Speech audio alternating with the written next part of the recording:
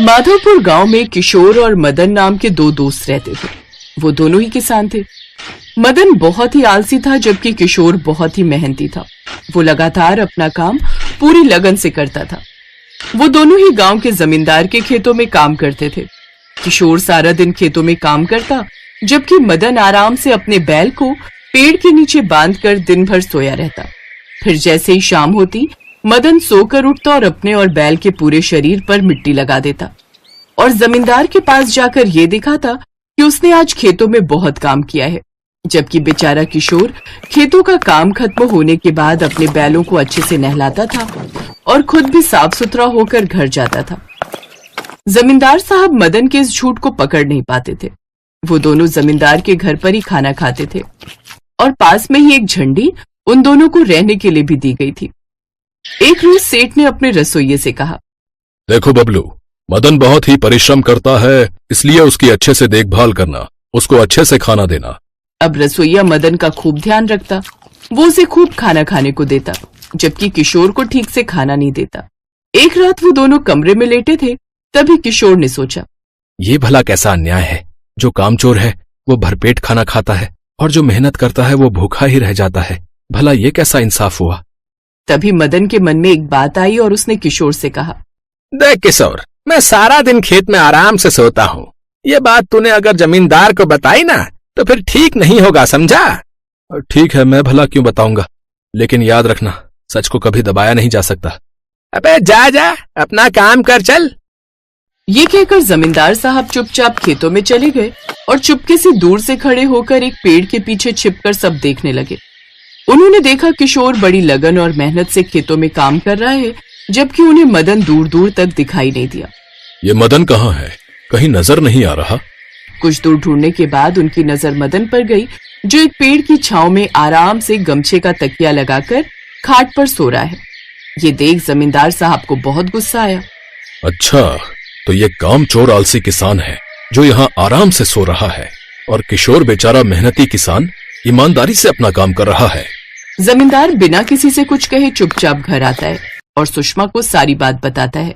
एक आदमी दिन रात परिश्रम करके मेहनत करे जा रहा है और दूसरा आलसी किसान मदन बिना कुछ करे सारे सुख भोग रहा है। ये सही नहीं हुआ। मैं उस बेचारे किशोर को पहचान नहीं पाया। आप एक काम कीजिए, बिना किसी से कुछ कहे किशोर को दूसरा काम दे दीजिए।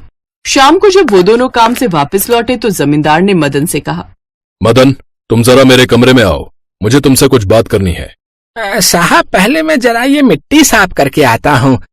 वो क्या है ना, सारा दिन खेतों में काम करके ना पूरा मिट्टी से सन जाता हूँ। पहले इसे साफ करके आता हूँ। अच्छा, उसकी कोई जरूरत नहीं है, मैंने कहा ना अभी मेरे कमरे में आओ। ये कहकर जमींदार अपने कमरे में चले गए। मदन को कुछ भी समझ नहीं आ रहा था। वो भी पीछे पीछे जमींदार के कमरे में चला गया। आओ मदन, तुम्हारा अभी एक काम बाकी है। तुम किशोर को अच्छे से हल्दी और तेल लगाकर साफ करके उसे साफ कपड़े पहनाकर इस कमरे में लेकर आओ। लेकिन साहब, ये कैसा इंसाफ है। मैं सारा दिन खेतों में मेहनत करूं और किशोर आराम से वहां सोया रहता है, और अब मैं उसकी हल्दी तेल से मालिश करूं। ये सुनकर जमींदार साहब को गुस्सा आ जाता है। बस, बहुत बेवकूफ बना लिया तुमने मुझे। आज मैंने खुद अपनी आंखों से तुम्हारी सच्चाई देख ली है। तुम इतने दिनों से मुझे बेवकूफ बना रहे थे। तुम एक नंबर के आलसी, कामचोर और झूठे हो। बस अब तुम अभी के अभी इस घर से निकल जाओ।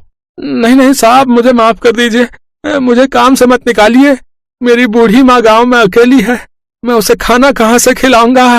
तभी किशोर भी वहां आ जाता है, जो उनकी सारी बातें सुन लेता है। वो जमींदार से कहता है, इसे माफ कर दो साहब, लेकिन इसे नौकरी से मत निकालो। ठीक है, किशोर के कहने पर मैं तुम्हें एक मौका और देता हूँ। तुम अपने आप को मेहनती बनाकर दिखाओ। और किशोर, तुम आज से खेतों में काम नहीं करोगे, बल्कि मेरा सारा हिसाब किताब देखोगे। और मदन, तुम कल से अकेले सारे खेतों में काम करोगे। मदन को उसके किए की सजा मिल चुकी थी। अब से वो अकेले सारे खेतों में काम करने लगा। अब उसे समझ आया कि किशोर कितना मेहनती था और उस अकेले पर सारे खेतों का काम डालकर उसने कितना गलत किया। उधर किशोर अच्छे से हिसाब किताब का काम करने लगा। किशोर काफी मेहनती और साफ दिल का व्यक्ति था, इसलिए सेठ और सेठानी ने अपनी बेटी की शादी उससे करवा दी। अब किशोर के दिन बदल गए और अब वो काफी अमीर हो गया। अब मदन खेतों में सारा दिन काम करता तो किशोर आराम से गाड़ी में घूमता। ओम जय लक्ष्मी मैया, मैया जय लक्ष्मी माता, तुमको निस दिन सेवत, तुमको निस दिन सेवत, हर विष्णु विधाता, ओम जय लक्ष्मी माता, जय लक्ष्मी मैया, जय लक्ष्मी मैया। ये है किशन, जो रायगढ़ नाम के एक छोटे से गांव में रहता है और लक्ष्मी माँ का बहुत बड़ा भक्त है। किशन गरीब है और धन संपत्ति के नाम पर उसके पास केवल एक खेत था, जिस पर खेती करके वो अपना और अपने परिवार का पेट पालता है। उसके परिवार में उसकी पत्नी शांति और 5 साल की बेटी कोमल रहती हैं। शांति एक बहुत ही सीधी साधी और सुलझी हुई औरत है, तो वहीं किशन भी एक नेक दिल इंसान है, इसलिए वो दोनों कभी किसी की मदद करने से पीछे नहीं हटते थे। वो दोनों पति पत्नी हर रोज लक्ष्मी माँ की पूजा करते थे, साथ ही पूरी मेहनत और लगन से अपना काम करते थे। उन दोनों के पड़ोस में रघु नाम का एक आदमी रहता था। वो भी खेतीबाड़ी का ही काम करता था। रघु और किशन दोनों अच्छे दोस्त थे, लेकिन दोनों में जमीन आसमान का फर्क था। जहां किशन एक ईमानदार और मेहनती किसान था, तो वहीं रघु बड़ा ही मक्कार और आलसी किस्म का आदमी था। वो अक्सर कोई न कोई बहाना बनाकर अपना काम किशन पर ही डाल देता था और खुद सारा दिन घर पर पड़े पड़े सोया रहता था। एक दिन ऐसे ही किशन खेत पर चला जाता है और अपनी सारी फसल काट कर बोरों में भर लेता है और उसी दिन बाजार में बेच भी आता है। शाम को जब किशन अपनी फसल बेचकर आता है तो रघु अभी भी घर पर ही था। किशन रघु से मिलने जाता है। क्या बात है रघु, तू आज खेत पर नहीं गया? तुझे पता है तेरी सारी फसल खराब हो रही है। अरे यार, आज ना मेरे हाथों में बहुत दर्द हो रहा है। अभी अभी डॉक्टर से दवाई लेकर आया हूँ, समझ नहीं आ रहा कैसे फसल काटूं। सुन, तेरे खेत का तो काम हो गया ना, एक काम कर, तू मेरी थोड़ी बहुत फसल काट दे, बड़ी मेहरबानी होगी। ठीक है, मैं काट देता हूँ, तू आराम कर। रघु को तो काम से बचने का बहाना चाहिए था, पर किशन तो अपनी दोस्ती निभा रहा था। वो अपने दोस्त रघु की मदद करता है, पर देर होने के कारण अधिकतर हिस्सा फसल का खराब हो चुका था। रघु, तेरे देर करने के कारण आज देख तेरी कितनी फसल खराब हो गई। बस ये थोड़ी सी ही फसल बची है, अब इसे बेचा।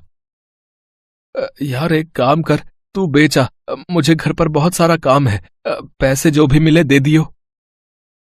ठीक है, मैं बेच आता हूँ। किशन का स्वभाव बहुत ही मददगार था। वो रघु की बातों में आ जाता है। अब तो अक्सर ही रघु खेत के सारे काम किशन से करवाता। फसल उगाना, उसको बेचना। किशन अपने खेत के साथ साथ रघु के खेत भी देखने लगा। किशन अपने साथ साथ रघु का भी काम करता और रघु हर बार बहाना करके आराम से घर पर खटिया तोड़ता। पर एक रात किशन छत की सीढ़ियां उतर रहा था तो उसका पैर फिसल गया और वो सीढ़ियों से नीचे गिर गया। उसकी कमर में चोट आ गई, वो उठ भी नहीं पा रहा था। डॉक्टर ने किशन को आराम करने की सलाह दी, पर किशन चिंता में था। शांति, अब क्या होगा? मटर की फसल पककर तैयार होने वाली है। मैं खेत पर नहीं गया तो फसल खराब हो जाएगी, बहुत नुकसान हो जाएगा। शांति, तुम चिंता क्यों करते हो? तुम अपने दोस्त रघु की कितनी मदद करते हो। अपने खेतों के साथ साथ तुमने रघु भैया के खेतों को भी संभाला है। तुम रघु भैया को बोल दो कि वो मटर की फसल काट देंगे। हाँ, तुम ठीक कह रही हो शांति। आखिर मुसीबत में मेरा दोस्त ही तो मेरे काम आएगा। किशन ने रघु से जब मदद मांगी, रघु ने साफ इनकार कर दिया। अरे यार किशन, तू तो जानता ही है, मेरे को तो वैसे भी ज्यादा काम करने की आदत नहीं है। मैं अपने खेतों में बड़ी मुश्किल से काम कर रहा हूँ। मेरी भी फसल तैयार हो गई है, अब मैं अपनी फसल काटूं या तेरी? भाई तू कोई और इंतजाम कर ले, मेरे बस का नहीं है। अच्छा, मैं चलता हूं, मुझे खेत पर जाना है। रघु, मैंने भी तो तेरे लिए हमेशा काम किया है, आज तू मुझे साफ मना कर रहा है? हम दोनों तो दोस्त है ना। हाँ, तो मैं कब मना कर रहा हूँ, दोस्त तो है, पर तू देखना मैं कितना करूं, तू भी कुछ समझ। वैसे तुझे कोई जरूरत हो तो मुझे बुला लियो, पर काम के लिए बिल्कुल मत बोलियो। काम मेरे बस का नहीं है, मुझे काम के नाम पर बुखार आ जाता है। मेरे पास फालतू बातों का टाइम नहीं है, मैं जा रहा हूँ। किशन हैरान रह गया। जिस दोस्त के लिए वो हमेशा हाजिर रहता था, आज वही दोस्त मतलबी बन गया। मुसीबत में काम नहीं आया। किशन की आंखों में आंसू आ जाते हैं। उसका साथ देने वाला कोई भी नहीं था। एक दिन किशन हिम्मत करके शांति के साथ किसी तरह खेत पर पहुंचा तो वो हैरान रह गया। उसकी मटर की सारी फसल सड़कर खराब हो गई थी। हे भगवान, मैंने कभी किसी का बुरा नहीं किया, मेरे साथ ही ऐसा क्यों हुआ? मैंने तो मुसीबत के समय अपने दोस्त की हमेशा मदद की थी। आज अगर वो मेरा साथ देता तो मेरी मटर की फसल बच जाती। शांति, अब क्या करेंगे? फसल खराब हो गई है, सब कुछ खत्म हो गया। शांति, लक्ष्मी मैया हमसे रूठ गई। लक्ष्मी मैया, आप तो अन्न धन की देवी हो। मेरी मदद करो मैया। आप सही कह रहे हो। आपने हमेशा रघु भैया की मदद की और उन्होंने मुसीबत में आपकी मदद नहीं की, पर आप भगवान पर भरोसा रखो, सब ठीक हो जाएगा। किशन बहुत रोता है। उसी समय आकाश मार्ग से भगवान विष्णु और देवी लक्ष्मी गुजर रहे थे। माता लक्ष्मी ने देखा कोई दुखी भक्त उन्हें याद कर रहा है। उनकी नजर किशन पर पड़ी। देवी, आपका भक्त आपको याद कर रहा है और आप तो अन्न धन के भंडार भरने वाली हैं। अपने भक्त की सहायता कीजिए देवी। स्वामी, जब भी कोई भक्त मुझे सच्चे हृदय से याद करता है तो मैं उसकी सहायता अवश्य करती हूँ। मेरे आशीर्वाद के रहते धरती पर रहने वाले अच्छे लोगों के साथ कभी गलत नहीं होगा। उनके धन के भंडार कभी खाली नहीं होंगे। किशन बहुत ही दयालु और मैत्री स्वभाव का है। उसके मित्र रघु ने उसके साथ बहुत गलत किया है, पर हर व्यक्ति को उसके कर्मों के अनुसार ही फल मिलता है। किशन ने हमेशा अच्छे कर्म किए हैं, इसलिए उसके साथ अच्छा ही होगा। इतना कहते ही देवी लक्ष्मी आशीर्वाद के लिए अपना हाथ उठाती हैं और देखते ही देखते किशन के खेत में हरे मटर की फसल लहराने लगती है। उसका पूरा खेत हरी हरी मटर से भर गया था। ये देखकर किशन और शांति दोनों हैरान रह जाते हैं। शांति, ये सब क्या है? अभी कुछ देर पहले तो मेरे खेत की फसल खराब हो गई थी, पर अब ये सब देवी लक्ष्मी की कृपा से ही हुआ है। आपने उनको याद किया और उन्होंने हमारी मदद कर दी। अब आप और मैं मिलकर धीरे धीरे सारी फसल काट लेते हैं। मेरी लक्ष्मी माँ बहुत दयालु है। मैं न कहता था वो कभी न कभी हमारी मदद जरूर करेंगी। किशन और शांति देवी लक्ष्मी का ध्यान करके उन्हें धन्यवाद कहते हैं। उधर रघु की सारी फसल खराब हो गई थी क्योंकि उसने आलस किया और अपनी फसल को नहीं काटा। पहले किशन उसकी फसल काटने में मदद कर देता था, इसलिए उसकी कमाई हो जाती थी। पर आज उसके पास पैसों की कमी हो गई थी। पर किशन को समझ आ गया था कि रघु स्वार्थी है, इसलिए उसने उससे मित्रता तोड़ दी। रघु को सबक मिल गया। उसने अपना बहुत ही अच्छा मित्र खो दिया। इस कहानी से हमें यही शिक्षा मिलती है कि सच्चा मित्र वही होता है जो मुसीबत में काम आता है। हेलो दोस्तों, कैसे हैं आप सब? हमारी कहानियाँ देखने के लिए हमारे चैनल को सब्सक्राइब कीजिए और हाँ, बेल आइकॉन पर क्लिक करना मत भूलिएगा।